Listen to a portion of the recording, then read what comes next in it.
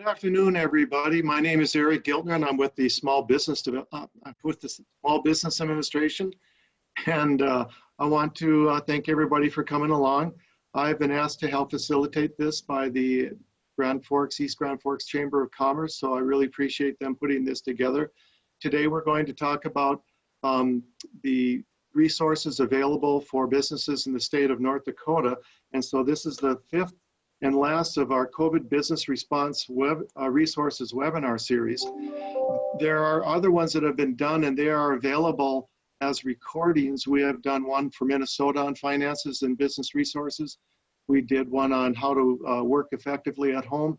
We did one on keeping employees safe, and another one was on questions about being furloughed and or laying off employees and collecting unemployment.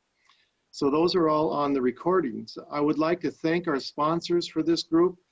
First of all, again, the Chamber, Grand Forks, East Grand Forks Region Economic Development, the City of Grand Forks, the Red River Regional Council, the North Dakota Department of Commerce, the U.S. Small Business Administration is as well. So thanks everybody for doing this. I want to talk about our agenda for today. We are looking at the financial resources available for small businesses in North Dakota. And so I'll be looking at unpacking the federal programs. And then from a lender perspective, we have Ty Zeltinger from the Bank of North Dakota. And then we have some North Dakota state resources. And helping us out there is going to be Tiffany Ford and Nicole Evans from the North Dakota Small Business Development Centers, and then Courtney Jensen from the North Dakota Department of Commerce. I do have some some ground rules for this webinar.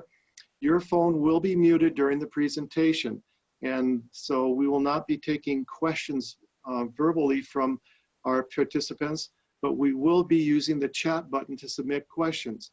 So your chat button is going to be at the bottom of your Zoom picture there. And it's that little balloon with the chat there. So just click on that, and then you can start asking questions.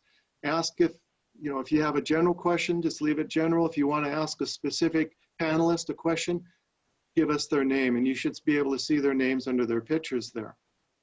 And I will go through these and read the questions and have the panelists address them then. So we hope that everybody's good with that, and we hope that we're able to provide you with some good information. So I think we can go to the next slide then and go from there. So just a couple of updates on SBA. Our traditional role in disaster recovery is basically to do what we call an economic injury disaster declaration. And so these are basically going to be loans that can be up to 40 or 30 years. And they're basically there to help business owners recover from any injury they have had happen to them as a result of the disaster. These are low interest federal loans, and they're to businesses of all sizes and private nonprofit organizations. So let's take a look at this first one. Because this is a unique situation, they have created this new type of program where it's called the Economic Injury Disaster Loan. We call it the EIDL Loan Advance. This is the first one a person will apply for as a business or as a eligible nonprofit or other organization. What is going to happen here is that they are authorizing up to $10,000 per employee, and this was supposed to be a very quick turnaround for the small businesses or for the eligible entity. Now on the website, which I'll give in a second here, the funds, it says the funds will be made available within 3 days of successful application.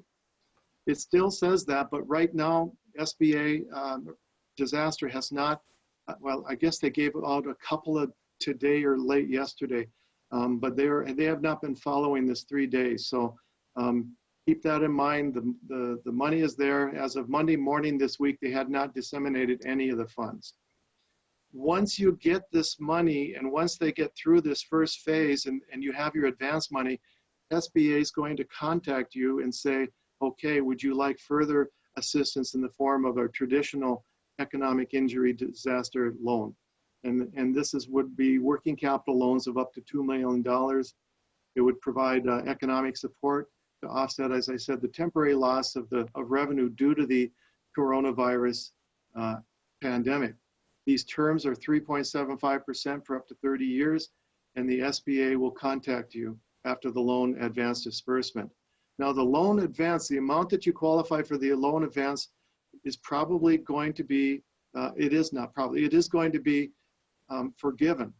But there's some rules about that, and we'll talk about that in a second. Also, along with this particular program, SBA has been asked to run what we call the Paycheck Protection Program. And this is, we call it the PPP Loan Program. It prioritizes millions of Americans employed by small businesses by offering up to almost 350 billion towards job retention and certain other expenses. So an entity can apply for a loan up to $10 million. And this is determined by 8 weeks of prior average payroll plus an additional 25% of that amount. So if your average payroll for the year was $120,000, you would then be eligible for $10,000 per month times 2 months, which would be $20,000 plus another 25% of that total amount. These loan payments will be deferred for 6 months. However, if you maintain your workforce and you pay all of that, in this example, $20,000 to your workforce, SBA will forgive that portion of the loan proceeds. So as long as you do pay your employees and use the other 25% to pay the, to use it as the proceeds are directed, that can be, it will be forgiven and you won't have to pay it back. Let's try the next slide, please. Okay, some of the technicalities of this, the program is for any small business with less than 500 employees. And so this could be sole proprietorships, independent contractors, and self-employed persons. It can be certain private nonprofit organizations.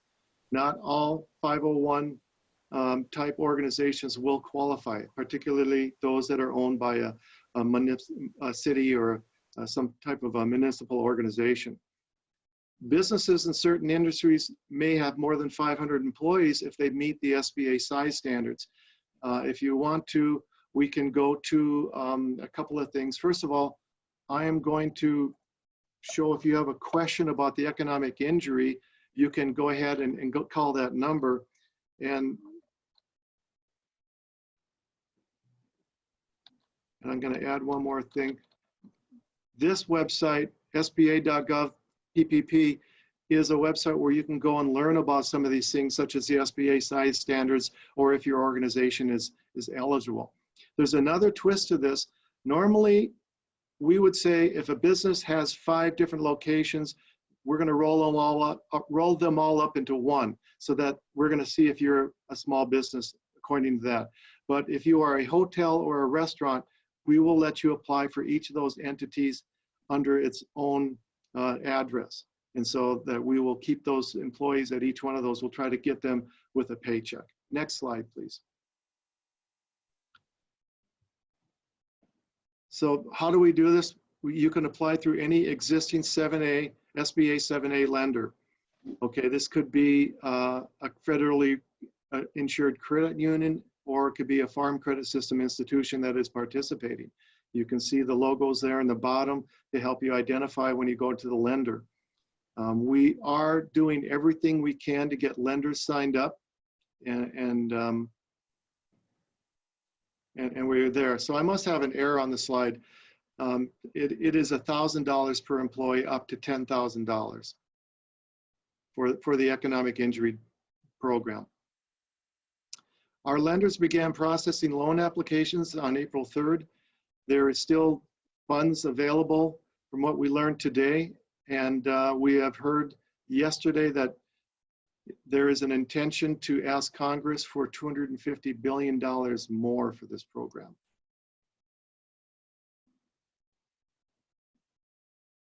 Okay, I'm looking at some of the questions now. I want to go back to the economic injury loan program. There was I'll say a glitch at the very beginning. When people went to that site, it crashed because so many people went to it. And so if you had applied, and some people did this successfully, where they actually uploaded it's like a tax form that would allow the SBA to get your tax summaries. If that happened to you and you successfully did it, that system crashed and that has been lost.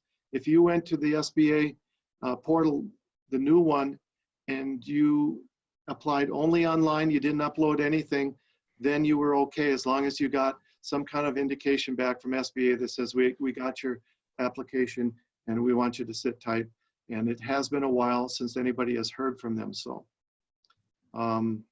let's see. The question says, our banker noted that some applications were lost unless you use the third version of the application process. Okay, I think I answered that yes, if you received a message back from them and you use the one where you did not upload anything, you should be okay.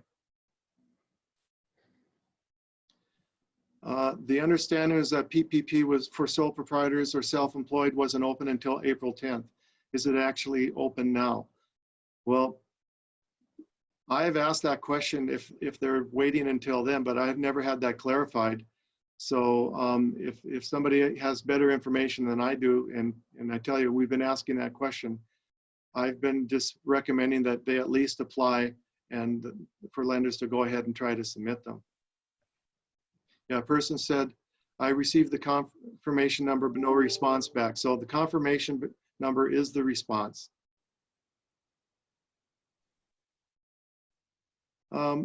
Let's go to, is there another slide? There we go. This is how we can apply online. It's sba.gov, and there'll be some information, or you can go directly to that /PPP. The EIDL loan you apply online. That's for the up to $10,000 advance, and it's going to be figured out by $1,000 per employee. Sorry, I made that mistake. The Paycheck Protection Program, you go to the same website, the SBA website. Make sure you go to sba.gov because the other ones are scams. And with the Paycheck Protection Program, you will take the application that you find on the sba.gov website and fill it out and bring it to your lender, and your lender will process that. Our North Dakota District Office address is there and our phone number is there. My email is a little hard to see, but it's down there on the bottom. If you have a question and you want to get back to me, please do so. Let's see. The question here is, the EIDL and other sources are available to a rural hospital with less than 500 employees. In North Dakota, they are all nonprofit and are not owned by a local government. If it's owned by a local government, I have been told that it's not eligible. But in those cases, if you have a question about eligibility, send me an email and we'll try to figure that out as far as that goes. We've had a lot of questions about eligibilities. Question here, we have cut our business hours. Do employees actually have to work full-time hours to be paid their full-time pay under the PPP? Or can they work their new temporary part-time hours and still receive the full pay? We have been told that you are able, whatever you are approved for, that you are to disperse that in that 8-week period. Some folks aren't going to be able to have their employees work at all, such as a restaurant, or a lot of their employees won't be able to work. And so if you're able to have your employees come in on a limited basis, that's fine, but this money is to be used to bring them up to the full paycheck that they had been receiving. So I will take some more questions, but I'd like to hear from some of our other panelists. So I believe Ty is next, and we have, we'll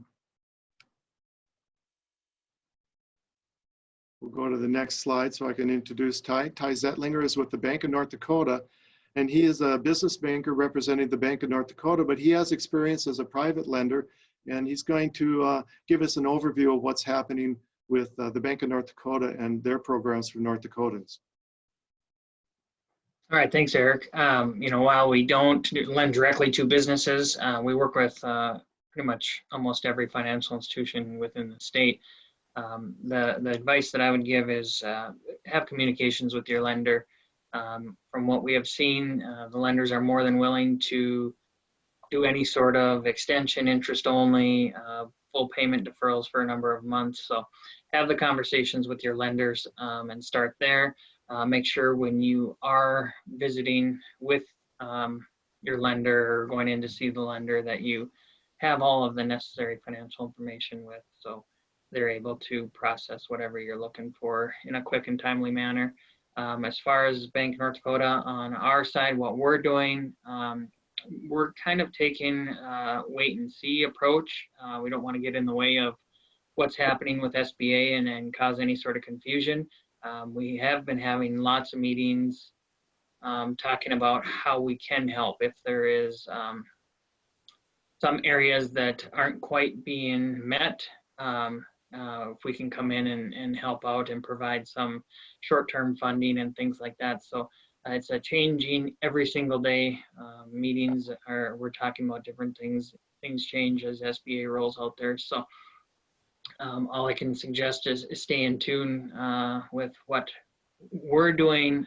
We have weekly calls to go over kind of what our programs or what a possible program could be or where we could help out. But for the meantime, just if you're a small business or medium-sized business, whatever it is, work with your local lender to see what would be best for you at the moment. And if it's something that is participated with Bank of North Dakota, we're more than willing to accommodate any sort of needs that you would have or the bank would have. So I'm open to any questions, and I'll watch them here as they come up on the chat too. Okay. I know that some of the questions that I've been getting from lenders, revolve around, when can we disperse this money and all of that. And I hate to say this, but things are moving so fast that we're having a lot of concerns. But we are getting some senses now that once they get it approved, that they're going to be able to do it within 5 days. And some of the lenders have been saying we don't have the correct forms. We're going to be asking them to use their internal forms to do the disbursement so that they can get the money out as fast as they can. Here's a question from someone who's opening a greenhouse. We're going to open it in a couple of weeks. A person I talked to did not know what businesses are essential and wasn't sure if there was a list. We are wondering if we can open like normal or if we have to do anything different. I can answer that, and if anybody wants to chime in. I know that Fargo and West Fargo have some different rules for their cities as far as, what's going on. If you're able to open your business, what we're recommending is that you take steps to make sure that everybody is safe. And so unless your city has said, no, you're not essential, I don't know, you might want to talk to your city. But right now, at least in Grand Forks, there are businesses that are open, and we can go out there and do things, buy things that we are. We're just asking people to be careful from the consumer standpoint and also from you as a business owner to make sure that your employees are safe. And that might be meaning that you have mark X's on the floor to keep people 6 feet away, put up something so that your employees aren't coming too close to the customers so that we can make these transactions and keep them safe. Does anybody have anything to add to that question? Let's go on to Tiffany and Nicole from the Small Business Development Centers. And the Small Business Development Centers are a resource for us, for our small businesses to turn to for assistance. So please, Tiffany, want to give us an overview of what you do? Sure, thanks, Eric. My name is Tiffany Ford. I am the interim state director for the North Dakota Small Business Development Centers. We are a program funded by the Small Business Administration, also the North Dakota Department of Commerce, and some local resources within our state. We're actually a UND hosted program, so our lead office where I am is based in Grand Forks, but we have 9 service centers which are client facing across the state. So I'm sure that whether you are here in Grand Forks or elsewhere, if you go out to our website, to our contact page, you'll find a center near you. All of our centers are staffed with professional certified business advisors. They are full-time. That is their job. They are not volunteers. Some of them are veteran business owners. Some of them may not necessarily have run their own business, but they have all had experience with small businesses. And we have a wide range of experience. Some of our staff are newer and some have been with us for 20 years. All of our staff have specific areas of expertise. So whether your business advisor in your city may not necessarily have a lot of training in one specific area, we have that expertise within our network, and we do work together as a team to be sure that our clients are served in the best way possible, and we tap each other's resources and knowledge bases when we are working with specific clients. Our role in this right now is to be sure that we are informing our small business clients of things that are happening. We have set up a COVID-19 and business continuity page on our website, which is ndsbdc.org. The COVID page is linked in a big orange box on the left side of your screen.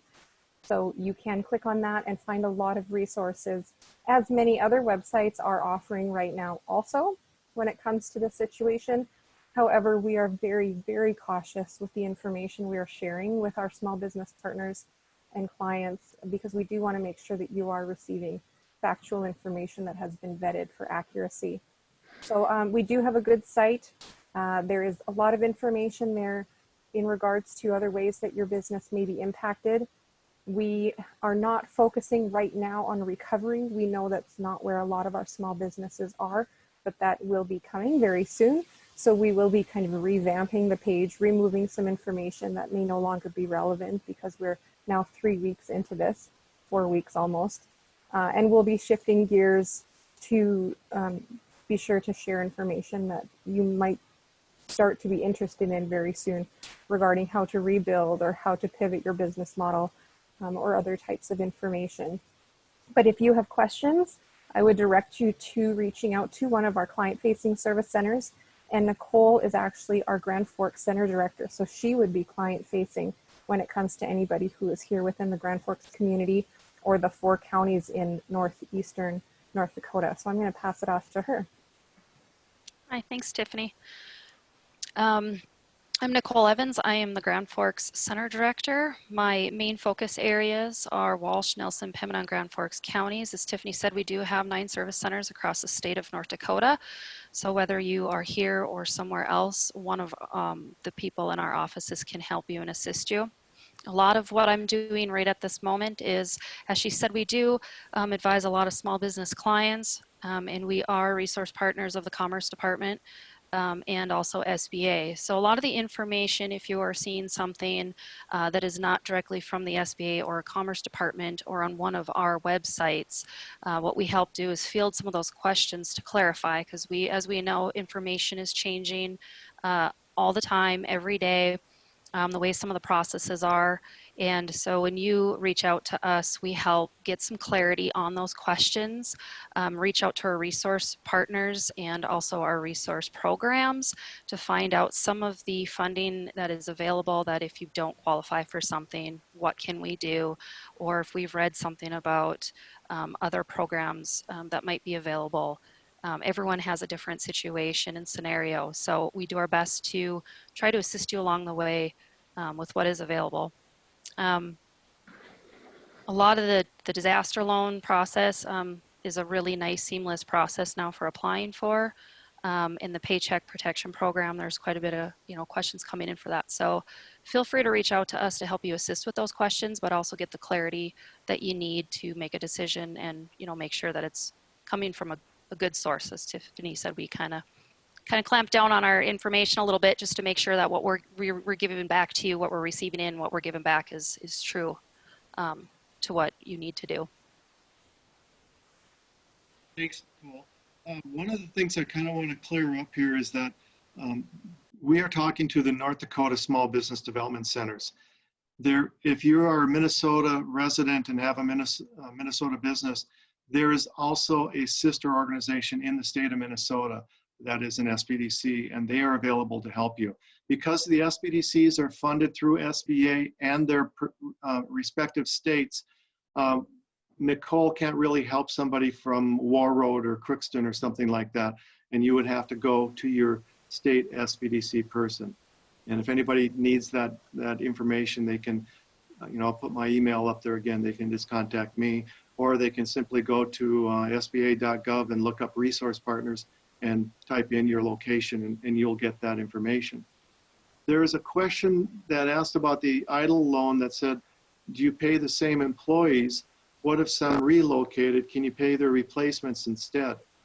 Well, I've read through the actual decree, or whatever we want to call it. It says that you are to keep employees paid. And my only caution there, I would think you can, as long as they're coming to work, is that if somebody steps forward and said, hey, this company's got rid of me and they won't pay me anymore, then you could be opening a kind of a can of worms with a complaint against your business. So the key thing is if they've relocated and they're not interested in coming back, maybe you could get that type of confirmation from them, and then use the money for a replacement. Are there any other questions out there? Jamie, has Courtney been able to join us? I have not seen her yet. Okay. I'm sorry that she's not able to be with us. Can we at least put up that website, or put up her information? This is the North Dakota Department of Commerce, and you can go to that particular website there, or I've got the long-winded version of it I just put up there for everybody to take a look at.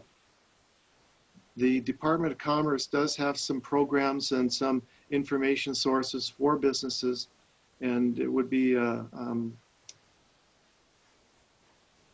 good idea to go and look at that for everybody.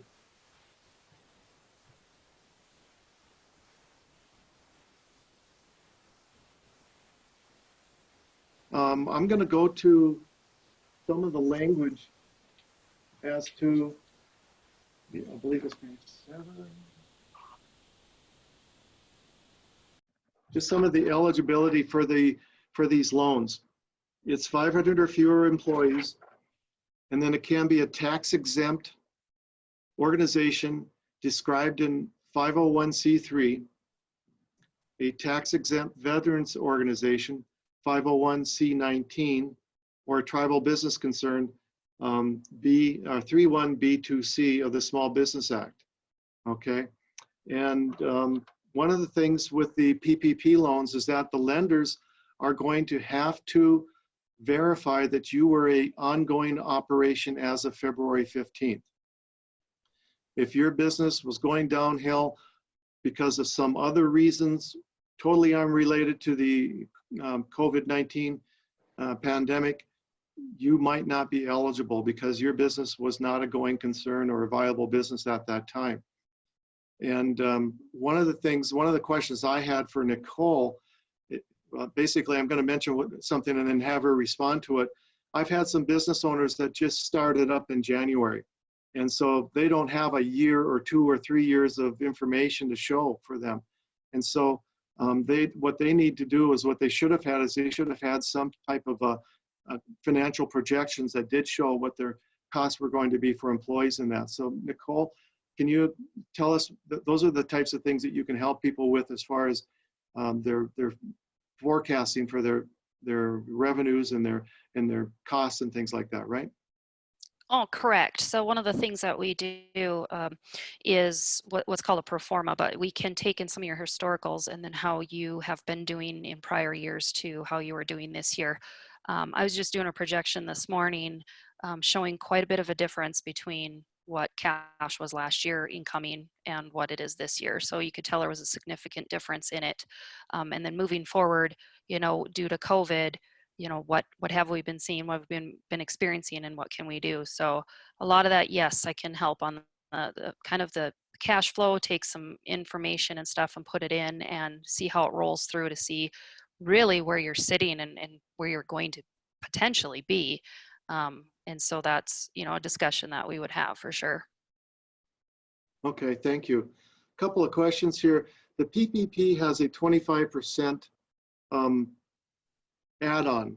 So again, if your monthly wages are $10,000, you can double that, so you get 20,000 plus an additional 25%.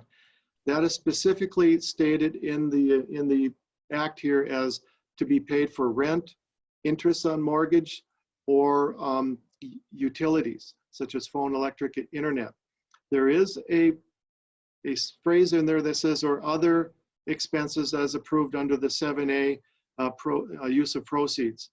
And we've been discussing that for a while as to what it is. And I guess what I'm recommending is that when you do, if you want to add something else in there that is not rent, not utilities, and not interest on a mortgage, when you apply with your lender, the lender can put in some notes and they can specify and say, here's 18% is going to this rent and these approved things, these named things, but there's another 7% that's going to go to this, and then ask if that is there.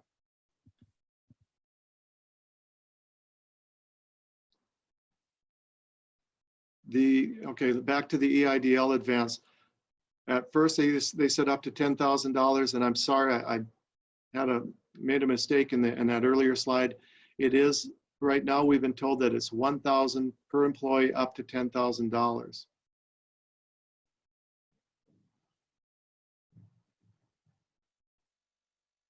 One of the questions that I get is, if the $10,000 that we get, if that is forgiven by SBA, can we get the whole amount of the PPP loan forgiven as well? And the answer is no. You can only, what will happen is that, let's say you got $30,000 on a PPP loan and you had your $10,000 forgiven, they are going to deduct that $10,000 from your PPP loan. There's another thing that they want to make sure: you cannot use the proceeds for both loans to pay for the same things.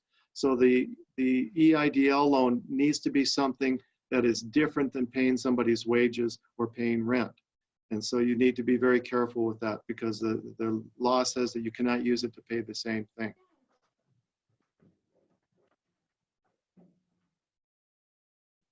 And can I just chime in real quick on that, Eric? Sure.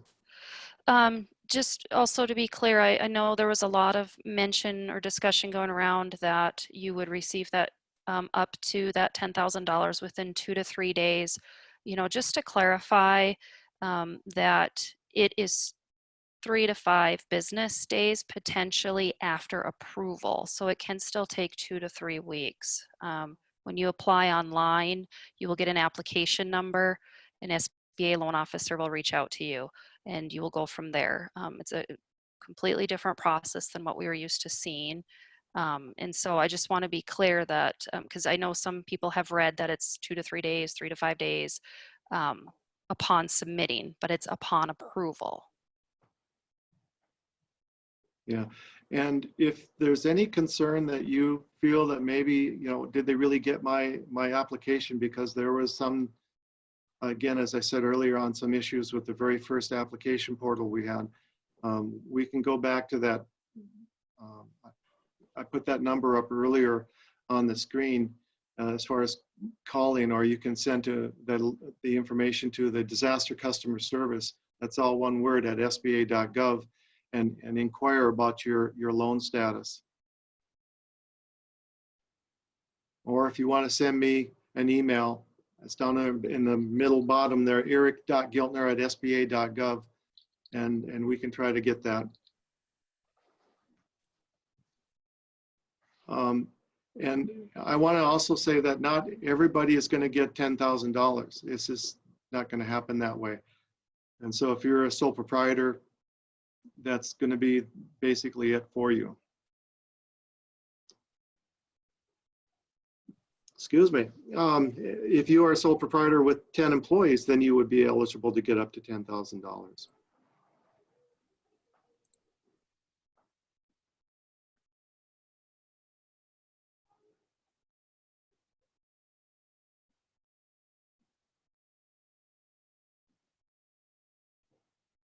Okay.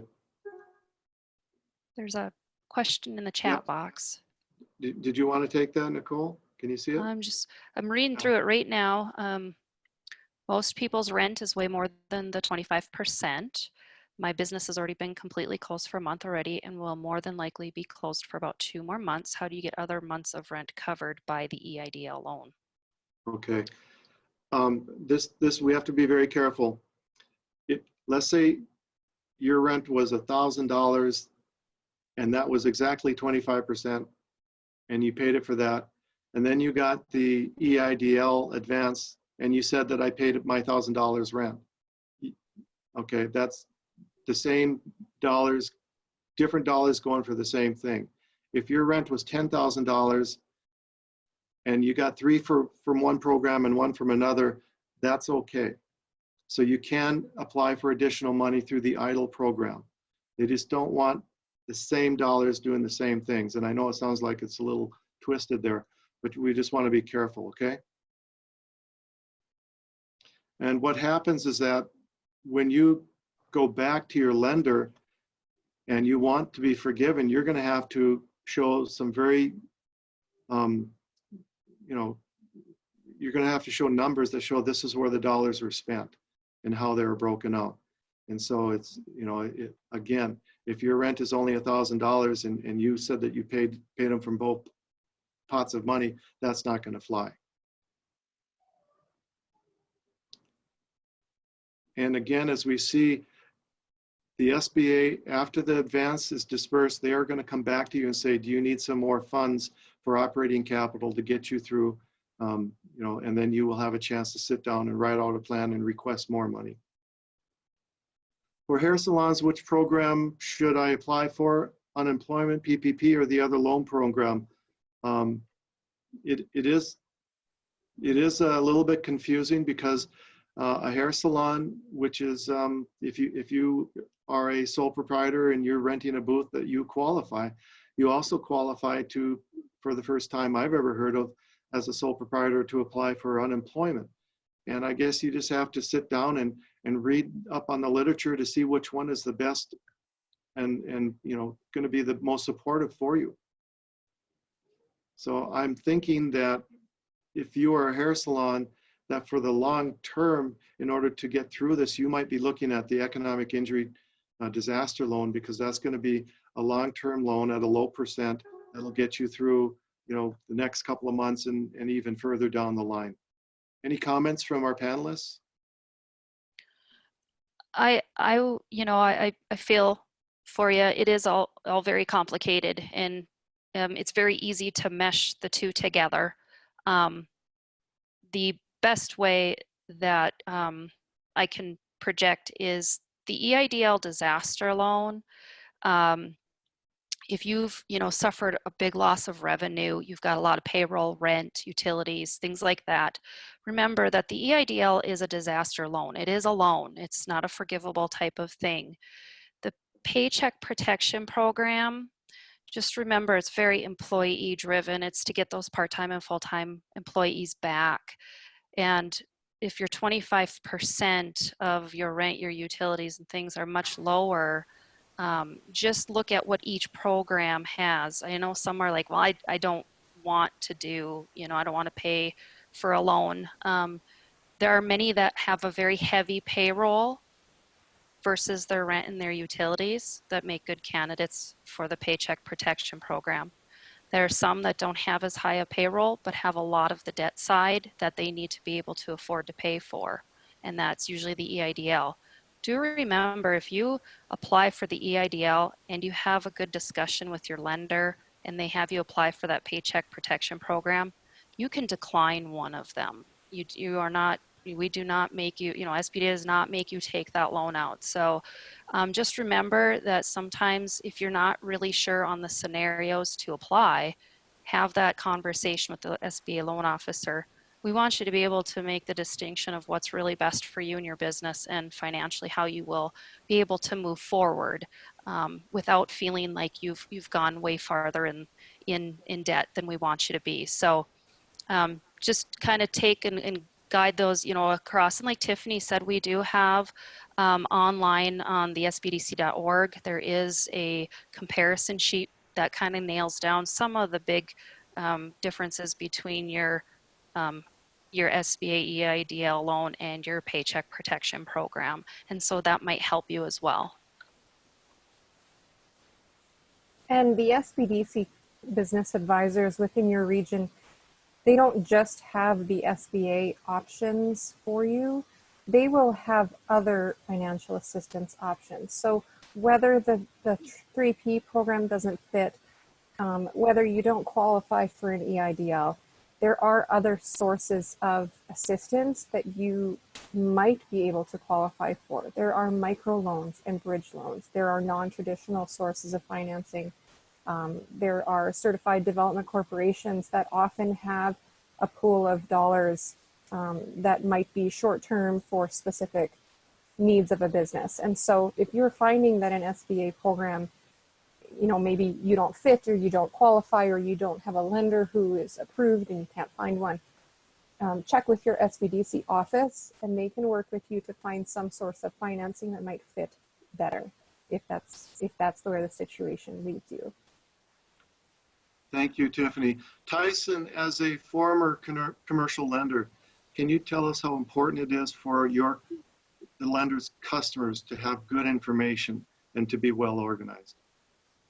Well, very much so. It just helps with the process of getting anything done. If you come into your institution and you provide a full packet of information that they'll need for lending, it just makes it so much easier for the lender to process what they need instead of having to go back and forth with you. So making sure, depending on what your request is, if it's if you're looking for the PPP, if you have your payroll records or anything like that that shows what you are paying on a monthly basis, anything is beneficial to come prepared so everything can get processed quickly. And I know it may seem like it's taken forever to get this stuff done, but the lenders that we've been speaking with have been working pretty much day and night trying to get all of these approved and processed. So the lenders are working very hard to try to get everything going.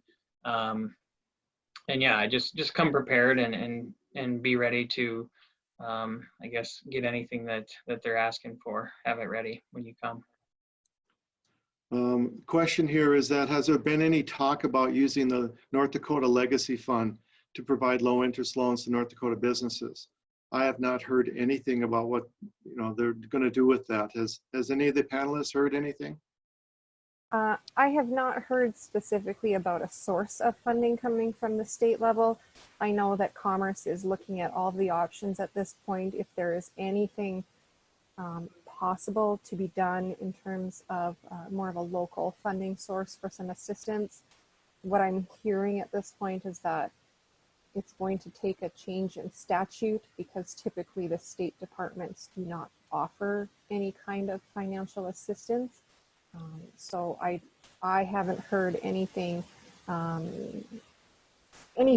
haven't heard any good news on that front just yet, but they are exploring their options at this point. Okay.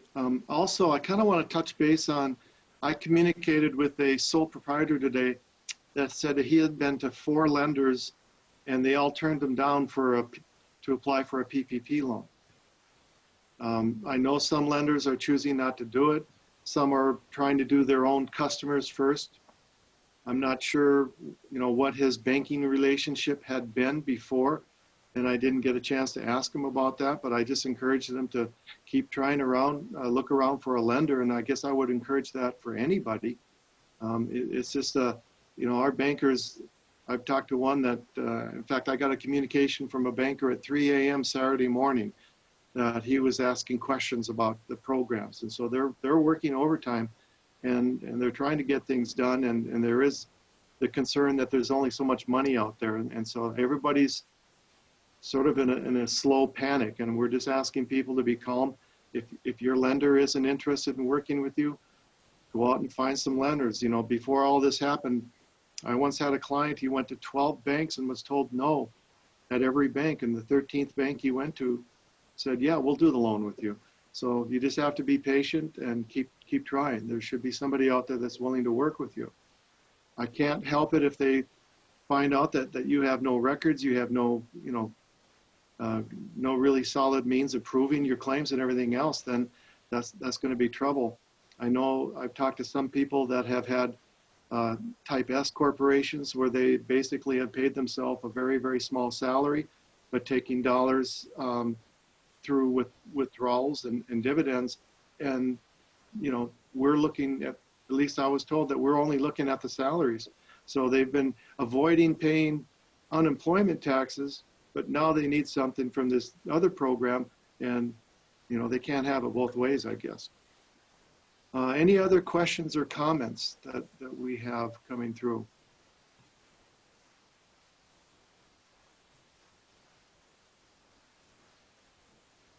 We'll double check to make sure that I got through all of my questions here. Again, I put that a couple of the websites out there for me to everyone, the sba.gov/PPP, questions about our program. There is an FAQ up there.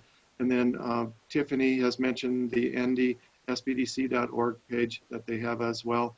And then earlier we had shown the one from the Department of Commerce. So I don't see any more questions coming in. I want to thank all of our panelists for participating and helping out today. And I wish everybody out there who's with us well, and stay well, by the way, too. Thank you. Thank you. Thanks.